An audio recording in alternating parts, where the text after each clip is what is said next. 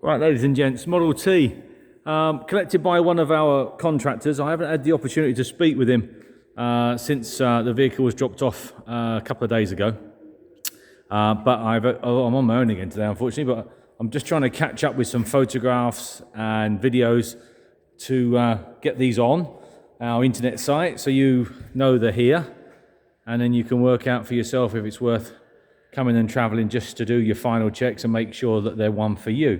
So Model T, I haven't got the story behind it, I'm afraid, and I haven't had the opportunity to get it fired up, but I will do, just out of interest.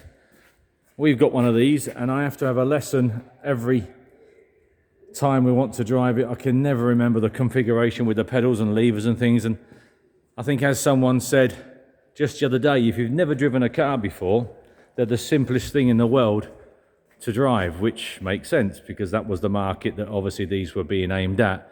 I think if you're familiar with how a modern car drives with clutch and brakes and pedals and everything else configuration, they seem the most weirdest thing.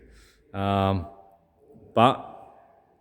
as I just said then, if you hadn't driven a car, I think that someone summed it up absolutely perfectly. If you've never driven a car before, they're the simplest thing in the world.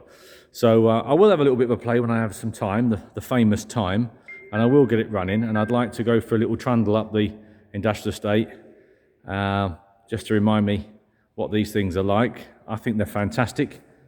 I think to stand the test of time that they have is just brilliant. And I think we should all have one. I class them as an Austin 7, really, and everyone should have an Austin 7 in their collection.